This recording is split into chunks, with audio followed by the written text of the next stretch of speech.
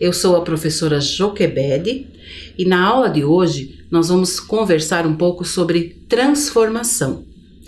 Para começar a aula, eu gostaria de ler parte da Crônica da Mãe Terra. Esta crônica foi escrita por Ana Maria Primavesi.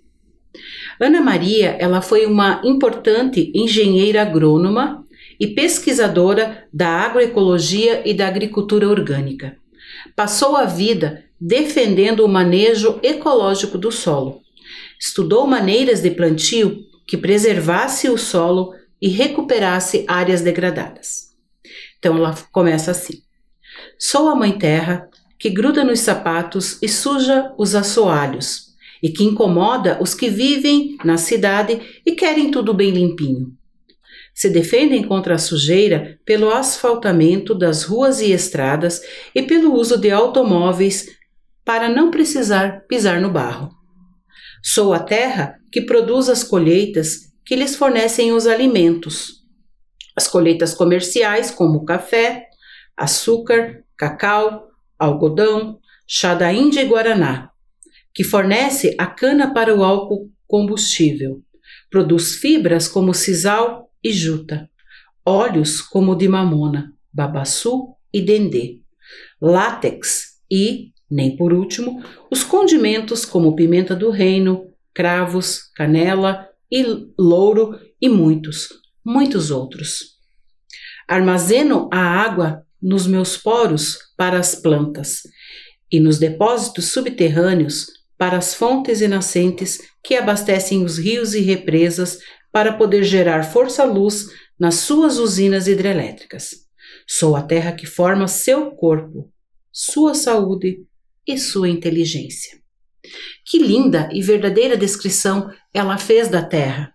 A terra que transforma a semente, que faz a semente brotar e nos dará alimento, que armazena e cuida da água que mata a nossa sede. Nós, seres humanos, somos parte dessa terra. Desde o início da nossa existência, tudo à nossa volta se transforma. Aliás, desde a nossa concepção, ainda no ventre da mãe, estamos nos transformando. Ao longo da vida, para sua sobrevivência, o ser humano vem interferindo na natureza conforme seus interesses. Para a comida, planta e domestica os animais. Desvia rios conforme seus interesses e necessidades. Para sua segurança, constrói casas. Se a casa for de madeira, corta árvores. Se for de tijolos, usa o barro. Inevitavelmente, isso transforma a natureza e, na maioria das vezes, causa muito impacto e altera o planeta. Será que cada um de nós pode fazer alguma coisa para reverter ou minimizar as consequências da interferência do homem sobre a natureza? Pensando nisso, gostaria de compartilhar com vocês uma experiência pessoal da qual faço parte e tem me marcado muito. Acompanho há mais ou menos 3 anos a transformação de um espaço adquirido por uma pessoa próxima. O espaço inicial não tinha nada além de mato e bitucas de cigarro. Aos poucos, nós fomos organizando para trazer vida a esse espaço. Vamos ver as fotos dessa transformação? Aqui está as primeiras fotos que nós tiramos do espaço. É um apartamento térreo e aqui já tinha sido feita uma roçada, então o mato não estava muito grande. Mas o que tinha aí no meio desse mato era bituca de cigarro. A pessoa que mudou aí, ela vivia em casa, né, numa casa, então ela precisou trazer muitas plantas para esse espaço. No começo foi assim, essa madeira não é uma madeira que nós compramos, ela tinha já na outra casa e ela foi transferida para cá. Não compramos prateleiras, né, são tijolos com madeiras que nós encontramos em caçambas, né? A gente sempre que passa numa caçamba, a gente procura coisas que podem ser usadas. Aqui já mais para frente, né, nós fomos colocando mais elementos, mais plantas no jardim, conseguimos um pouco de brita, né? Se vocês observarem, tem troncos ali nesse espaço, que tudo a gente encontrava pela rua, nós íamos pegando e trazendo para o espaço. Fizemos hortas, né? Essas caixas de isopor também não foram compradas. Vocês podem ver que são baldes que foram utilizados. Essas caixas de isopor em cima de caixotes de feira. Eu trouxe essa foto bem interessante. Esse tronco nós encontramos na rua e foi até bem engraçado, porque para colocar no carro foi muito difícil, né? A gente encaixar uma coisa desse tamanho. E a ideia era plantar no tronco algumas orquídeas, né? Colocamos daí nesse vaso e junto com pedras, e plantamos em cima das pedras terra, e plantamos essas flores para poder atrair abelhas e borboletas. Essa florzinha branca, ela é bem cheirosinha. Com o tempo, com a transformação que nós fomos fazendo, começou a acontecer mudanças em volta também. Os pássaros começaram a vir, né? Aqui nós vemos um pássaro ali na árvore. Colocamos algumas coisas para eles fazerem ninhos, né? Aqui aparece o filhotinho, e não é só um tipo de pássaros que vem. Além de passarinhos, nós também observamos, e era a nossa intenção, por isso trouxemos plantas que atraíssem abelhas. Nós percebemos o aparecimento de muitas abelhas, que também são polinizadoras. O espaço ele ficou totalmente transformado. Aqui a gente pode ver como ele está recentemente, né? Houve a necessidade de colocar ali uma proteção, porque algumas plantas não se adaptam ao sol direto, né? Então a gente fez uma transformação geral, sempre pensando em usar aquilo que a gente tem, né? Aqui vocês podem ver, são janelas, né? Nessa janela que está na horizontal ali tem um ninho de passarinho que nós já observamos. Temos também a composteira, que nós colocamos os alimentos não cozidos e não gordurosos, e usamos daí depois essa terra da composteira para adubar as plantas. Aqui nesses vasos nós temos rúcula, temos alface. Aquela terra secando lá é a terra da composteira, né? Que a gente tirou e vai usar nas plantas. Ao lado é outro apartamento, né? Então dá para ver nitidamente a diferença entre os espaços, o espaço transformado e o espaço que ainda precisa melhorar. Para essa aula também, outras professoras participaram conosco lá de casa. Então eu gostaria de saber a opinião delas e vamos conversar um pouquinho com elas sobre isso também. Olá, colegas, estudantes, professoras. Bom, o que a Joque apresentou para a gente, eu acredito que foi uma transformação para além de um jardim, para além de um espaço sem vida. Foi uma transformação pessoal dela com relação à natureza. A observação do ritmo da natureza, o tempo, a persistência, a paciência, trouxe um novo olhar, um novo entendimento, né, para a Joque e para todas nós. E você, Tess? Realmente, essa experiência da Jo me chamou muita atenção, pois foi além da transformação do espaço natural, né? Ele reverberou até na conduta pessoal das pessoas ali do entorno, né? Aquela questão do hábito de jogar bituca de cigarro pela janela, jogar, né, a bituca nos terrenos baldios, sem pensar que aquilo vai afetar o espaço do outro, né? E essa mudança de hábito que ocorreu reflete algo muito profundo. Essa consciência que as pessoas vão tomando da interdependência entre nós, seres humanos. Isso é muito profundo realmente, né?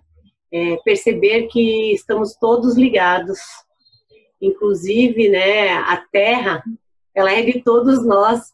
Não é só o quintal da Juque, é a terra, é a nossa terra, né? E a gente não está sozinho nesse planeta. A gente depende um do outro e depende dessas relações. Quando a gente começa a valorizar essa importância do respeito e da comunicação entre as pessoas, uma grande rede vai se formando. Eu acho que é por aí. E você, Luí? Então, eu observei a preocupação que ela teve com a escolha das espécies que poderiam trazer outras espécies. Ela procurou trazer plantas, mudas de flores, para que as abelhas e borboletas e pássaros se alimentassem também. Vocês sabem qual é a importância das abelhas para o planeta? Em setembro de 2018, o planeta ouviu a triste notícia que as abelhas estão ficando viciadas em agrotóxicos. Essa notícia surgiu a partir do resultado de uma pesquisa realizada por cientistas lá do Reino Unido, e que observaram a dependência química das abelhas por um pesticida semelhante à nicotina do cigarro. E mesmo sabendo disso, a pulverização aérea e terrestre continua, principalmente no Brasil, que tem leis que ampliaram o uso desse produto nas lavouras ainda. A extinção de algumas espécies de abelha, em esfera global, está trazendo riscos para a alimentação, inclusive. A ONU, que é a Organização das Nações Unidas, já fez um alerta de que alguns alimentos podem faltar se essa extinção dessas abelhas continuar. Esses alimentos, por exemplo, são o tomate, a berinjela, o café e o cacau, que dependem dessa polinização dessas abelhas. E mais importante ainda também, essas abelhas e outros insetos polinizadores, eles contribuem para a manutenção das espécies na floresta tropical. Nós, aqui no Brasil, temos uma quantidade de florestas. A Mata Atlântica, por exemplo, é a floresta tropical. Se essas abelhas forem extintas, nós vamos perder toda a biodiversidade dessa floresta. Então, veja a importância desse pequeno quintal que a nossa colega fez, a Joque, para o nosso planeta. E será que a gente pode seguir esse exemplo? Cada uma no espaço possível? O que vocês acham? Nossa, Luí, eu tenho observado uma preocupação das pessoas com toda essa questão das mudanças que a gente tem observado e sentindo já esse reflexo, né? Da natureza, ela está se comunicando também, né?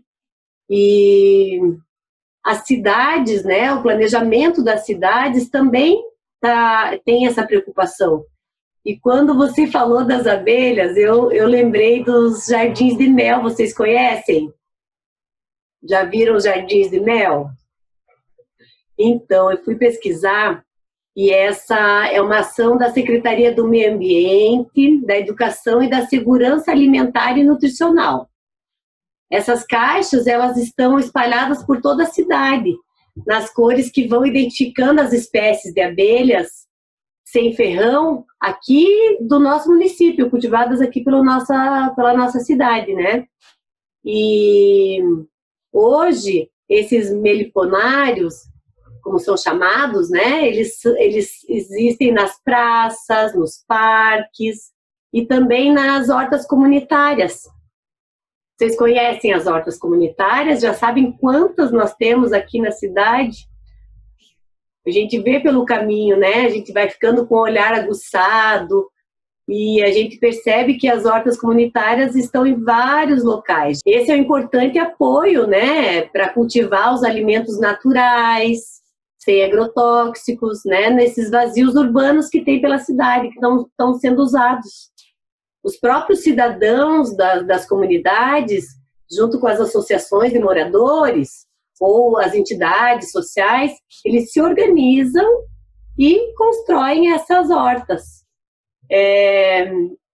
Elas têm um objetivo muito importante, né, para erradicar a extrema pobreza e a fome, né? Também elas estimulam a sustentabilidade ambiental, ampliam a oferta dos alimentos saudáveis, que a gente tem que sempre retomar isso, né? Trabalhado bastante nas escolas, temos as hortas nas escolas também. Elas atendem aos ODS, que são os nossos Objetivos do Desenvolvimento Sustentável, e também fortalecem o direito humano para alimentação adequada. São preocupações que temos que ter e é nossa responsabilidade, né? Melhorar a qualidade de vida e a segurança alimentar de toda a população, além também de colaborar com a renda dessas famílias que produzem nesses locais. Então, Tessie, quanta informação importante, né, nessa nossa conversa. Então, ao fazer essa aula, cada professora foi relatando como que elas se relacionavam com a natureza, na sua casa, no trabalho, na sua vida. E eu convido vocês para visualizarem, para a gente entender melhor essas transformações, para assistir um vídeo que a professora Carla produziu. Vamos lá? E nós vamos ficando por aqui. Até. Obrigada. Tchau, tchau. Tchau. As imagens que serão apresentadas são coletâneas de professoras, nossas colegas, que ao observarem seus espaços e alimentos no seu dia a dia, pensaram em possibilidades de transformações. A professora Lui, cada vez que come uma fruta, separa a semente e planta em potinhos. É uma forma de transformar a semente em nova fruta, pois irá germinar e futuramente poderá se tornar uma frondosa árvore frutífera.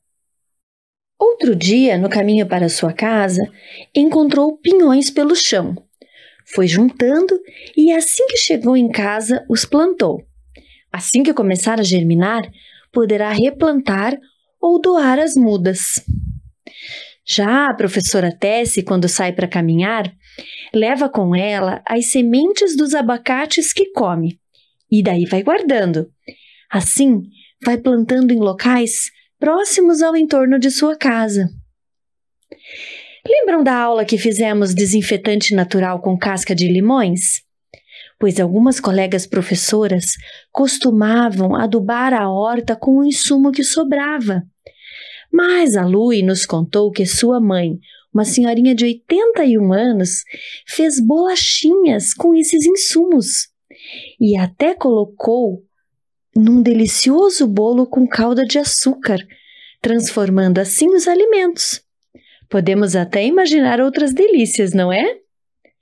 Pois então, sabendo disso, a professora Tessie colocou o pigmento de cascas de beterraba no pão caseiro e no bolo que fez. Ela contou que não alterou o sabor, pelo contrário. Segundo ela, ficou bom demais. Tem muita gente que gosta de violetas e professoras geralmente ganham algumas de seus estudantes e crianças. Com os cuidados necessários, é possível ampliar a quantidade, transformando suas mudas em novos vasinhos. Os pássaros também podem se beneficiar se alimentando com sobras de frutas deixadas no muro, por exemplo. Foi observando umas dessas cenas que a professora Carla, ao olhar para a janela de sua casa, pensou que poderia ter um espaço para uma mini horta. Não pensou duas vezes. Colocou a mão na massa. Revirou toda a terra e colocou adubo orgânico. E por 15 dias foi regando a terra para o seu total fortalecimento. Depois, plantou flores que poderiam espantar alguns insetos e também enfeitariam a mini-horta. Plantou vários temperos em vasinhos e depois transportou para a terra cuidada, aquela lá da janela. Logo viu o resultado de sua dedicação, tanto que sua motivação aumentou e foi ampliando o cultivo dos temperos e chás naquele espaço que parecia tão pequeno. Plantou orégano, manjericão, hortelã, boldo. De um móvel que já não utilizava mais, retirou as gavetas e nelas plantou feijões, alfaces e cebolas. Apesar dos espaços modestos, o boldo já está florescendo, a hortelã, as alfaces, os feijões, as cebolas estão crescendo e tomates começaram a surgir. Imaginem a alegria ao colher os primeiros tomates de sua própria horta. Com a chegada do inverno, podemos observar que essas plantas, temperos e chás estão resistindo às ações climáticas com muita garra.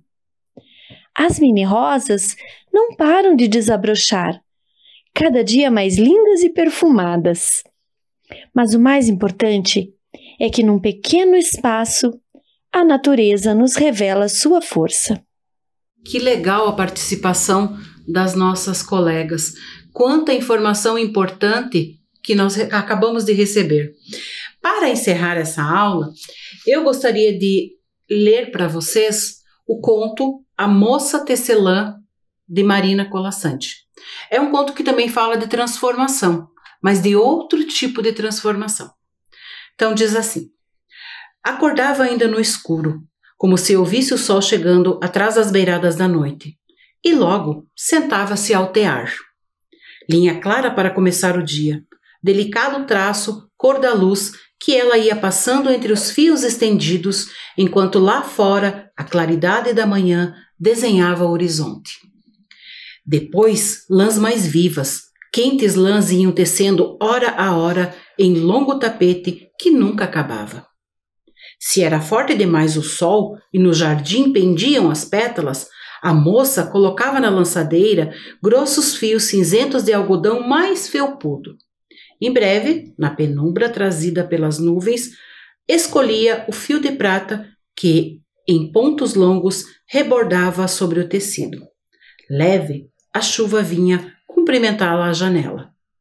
Mas se durante muitos dias o vento e o frio brigavam com as folhas e espantavam os pássaros, bastava a moça tecer com os seus belos fios dourados para que o sol voltasse a acalmar a natureza.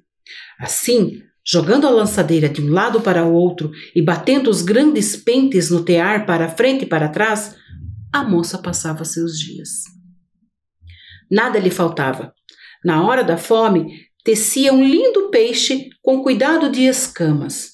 E eis que o peixe estava na mesa, pronto para ser comido. Se sede vinha, suave era a lã cor de leite que entremeava o tapete. E à noite, depois de lançar seu fio de escuridão, dormia tranquila. Tecer era tudo o que fazia. Tecer era tudo o que queria fazer. Mas tecendo e tecendo, ela própria trouxe o tempo em que se sentiu sozinha e pela primeira vez pensou em como seria bom ter um marido ao lado. Não esperou o dia seguinte. Com capricho de quem tenta uma coisa nunca conhecida, começou a entremear no tapete as lãs e as cores que lhe dariam companhia. E aos poucos seu desejo foi aparecendo. Chapéu emplumado, rosto barbado, corpo aprumado, sapato engraxado. Estava justamente acabando de entremear o último fio da ponta dos sapatos quando bateram à porta. Nem precisou abrir. O moço meteu a mão na maçaneta, tirou o chapéu de pluma e foi entrando em sua vida. Aquela noite, deitada no ombro dele, a moça pensou nos lindos filhos que teceria para aumentar a sua felicidade. E feliz foi durante algum tempo. Mas, se o homem tinha pensado em filhos, logo os esqueceu. porque tinha descoberto o poder do tear. Em nada mais pensou a não ser nas coisas todas que ele poderia lhe dar. Uma casa melhor é necessária, disse para a mulher. E parecia justo, agora eram 2. Exigiu que escolhesse as mais belas lãs cor de tijolo, fios verdes para os batentes e pressa para a casa acontecer. Mas pronta a casa já não lhe pareceu suficiente. Para que ter casa se podemos ter palácio? Perguntou. Sem querer resposta, imediatamente ordenou que fosse de pedra com arremates em prata. Dias e dias, semanas e meses, trabalhou a moça, tecendo tetos e portas, e pátios e escadas, e salas e poços. A neve caía lá fora e ela não tinha tempo para chamar o sol. A noite chegava e ela não tinha tempo de arrematar o dia. Tecia e entristecia, enquanto sem parar batiam os pentes, acompanhando o ritmo da lançadeira. Afinal, o palácio ficou pronto. E entre tantos cômodos, o marido escolheu para ela e seu tear o mais alto quarto da mais alta torre. É para que ninguém saiba do tapete, ele disse. E antes de trancar a porta-chave, advertiu: faltam as estrebarias e não esqueça dos cavalos. Sem descanso, tecia a mulher os caprichos do marido, enchendo o palácio de luxos, os cofres de moeda, as salas de criado. Tecer era tudo o que fazia. Tecer era tudo o que queria fazer. E tecendo, ela própria trouxe o tempo em que sua tristeza lhe pareceu maior do que o palácio com todos os seus tesouros. E pela primeira vez, pensou em como seria bom estar sozinha de novo. Só esperou anoitecer. Levantou-se enquanto o marido dormia, sonhando com novas exigências, e descalça, para não fazer barulho, subiu a longa escada da torre, sentou-se ao tear. Desta vez não precisou escolher linha nenhuma. Segurou a lançadeira ao contrário e, jogando-a veloz de um lado para outro, começou a desfazer o seu tecido. Desteceu os cavalos, as carruagens, as estrebarias, os jardins. Depois desteceu os criados e o palácio e todas as maravilhas que continha. E novamente se viu na sua casa, pequena, e sorriu para o jardim além da janela. A noite acabava quando o marido, estranhando a cama dura, acordou e, espantado, olhou em volta. Não teve tempo de se levantar. Ela já desfazia o desenho escuro dos sapatos, e ele viu seus pés desaparecendo, sumindo as pernas. Rápido, o nada subiu-lhe pelo corpo. Tomou o peito aprumado, o emplumado chapéu. Então, como se ouvisse a chegada do sol, a moça escolheu linha clara e foi passando devagar entre os fios, delicado traço de luz que a manhã repetiu na linha do horizonte. Obrigada e até a próxima aula.